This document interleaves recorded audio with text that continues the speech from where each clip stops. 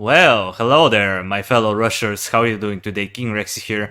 And today we're gonna be making a video that I thought I was never gonna make, but I decided, you know what? I'm running out of ideas, so why not do it, am I right?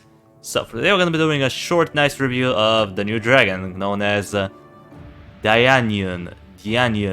The Storm Dragon. Let's just call him the Storm Dragon. I can't pronounce his name for crap, so yeah. Now, as you can see, the statistics here are very inaccurate, so we're not gonna look at them. I'm gonna explain them later on.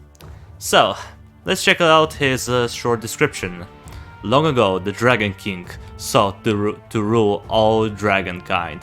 Dianyun put a halt to his ambitions, sealing him and his followers away in a magical artifact.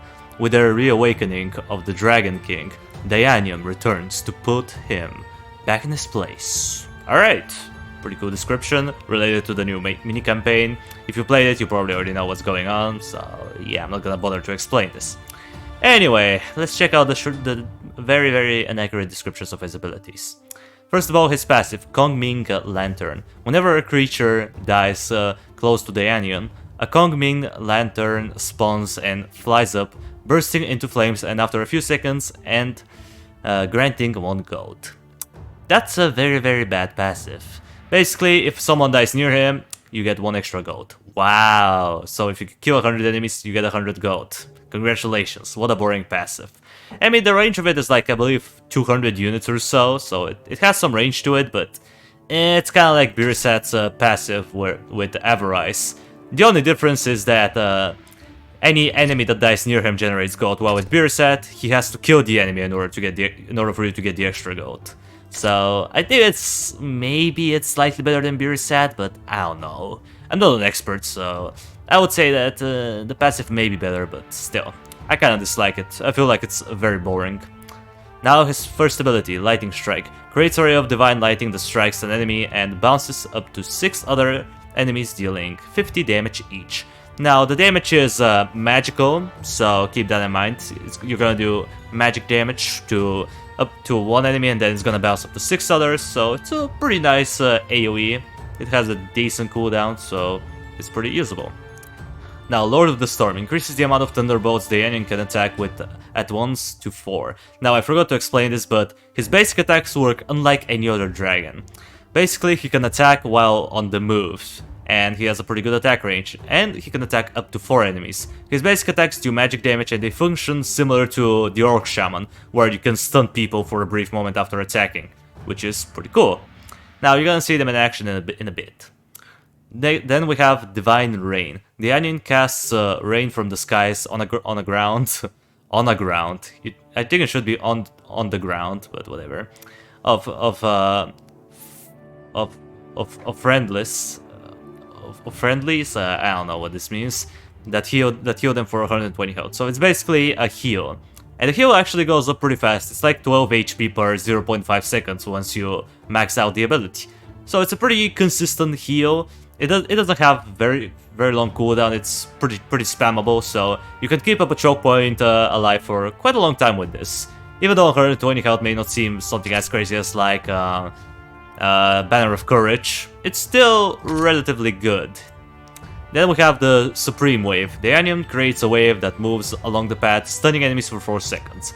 And the wave is really ginormous. It can travel up to infinite amount of paths, so if you have like 3 paths on an interception, you can the wave can travel on the 3 paths if you position the dragon correctly, which is really good. You can stun a lot of enemies with this. The thing is that you need at least 3 enemies in range in order for this to be triggered, so keep that in mind. But overall, it's pretty good. And then last but not least, his ultimate, Son of the Storms. Summons a lightning serpent on the stage that shoots up to 15 bolts of divine power that deal 150 damage. Now, even though it says 150 damage, that's not the actual number. In reality, these guys can deal between 120 to 180 magic damage. And yeah, it is magic damage, it's not true damage. Which is something I thought it was for a while, but apparently it's magic damage. So let's check this guy in action. Now, the first thing that you're gonna notice is his mobility. Disgusting! Look at that movement speed. I'm gonna grow up another beard by the time. Like, my beard is gonna grow back until this guy comes in. Yeah, his movement speed is atrocious. He has, I think, the same movement speed as Jugo, so I don't think I need any further explanation to describe how awful this is. So let's just build a random tower. Let's get like a melting furnace, because why not? And meh, a barrack. I don't know, I'm just building random stuff. So as you can see, his stats: 578 health and 2149 magic damage. So in actuality, his attack damage is pretty low, because if you think about it, 21 to 49 attack damage on every 2 seconds, because yeah, his attack rate is 2 seconds. His DPS is sad little number, 17.5 damage per second, which is sad. But the thing is that he can attack up to 4 enemies, as you're gonna see right about here. Do you see this thunder? Yeah, those are his basic attacks. As you can see, he can attack multiple enemies. Here's the tidal wave. As you can see, pretty long stun. And you can pretty much perma-stun up to 4 enemies like that. It's hilarious. Look at that. These guys ain't moving. And yeah, even though it says every 2 seconds, it feels like he attacks much faster than 2 seconds. I don't know why. And yeah, even though the DPS is low, because you attack up to 4 enemies at once, you can actually do some pretty good job. And as you can see, there's this lantern that pops up, which is your passive, and you get 1 extra gold, which, as I said, is atrocious, but whatever. Yeah, he has some good HP, you know, 578. I would say it's pretty average for a dragon. Not quite 600, but it's pretty close there. But there's one little bad thing that I hate about this dragon. He cannot attack flying enemies. I know, it seems stupid. How can a dragon not attack a flying enemy? That seems stupid. Well, it is, but that's just the sad reality. This dragon cannot attack flying enemies. Now, I'm not sure if we're gonna make it up to wave 8, because I don't want you guys to sit through this, but just so you know, he cannot attack flying enemies. Also, here's his divine rain, and it heals people. It's pretty decent. Now here's his ultimate. As you can see, we're gonna summon the staff, and it's gonna start shooting at random enemies, or the enemies that are supposedly closer to the exit. And it's gonna do between 120 to 180 magic damage per shot.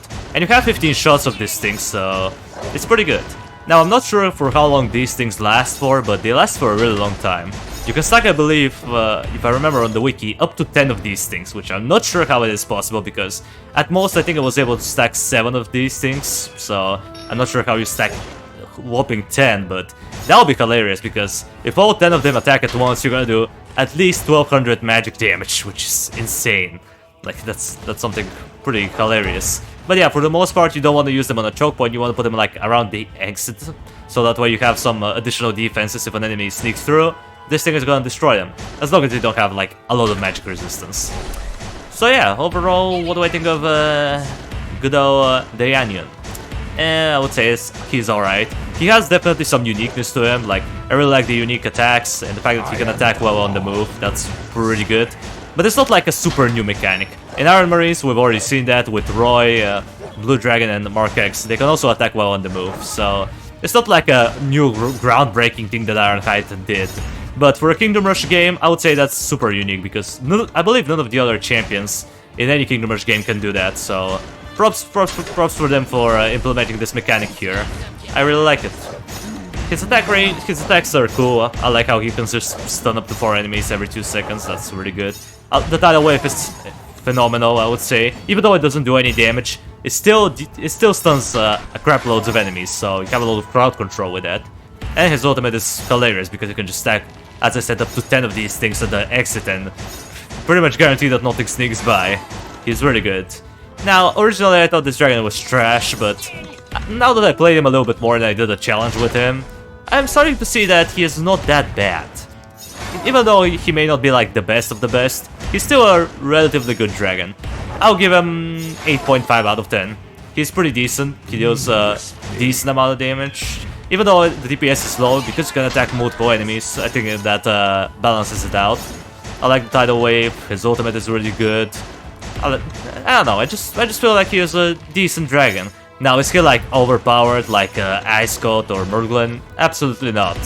Even though his ultimate, some people may think it's OP because you can stack so many of these scepters. I don't think it's that OP. I would say it's just a fun mechanic. And yeah, would I recommend you to buy this dragon if you're on the mobile version? I would say no. If you're looking for like more of a powerhouse type of champion, then Ice Cold and Murglin are definitely better. But I would say this guy definitely feels better than Beerset. I really like him. I would say I will play him over Beerset any day.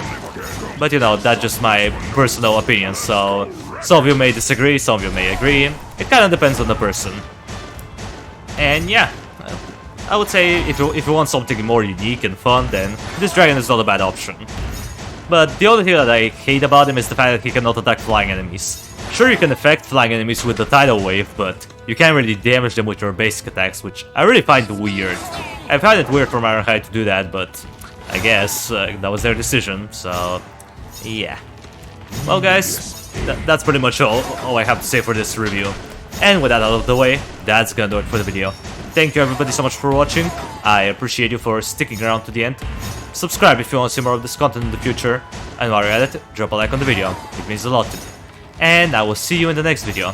Until it comes, that was King Rexy, over and out.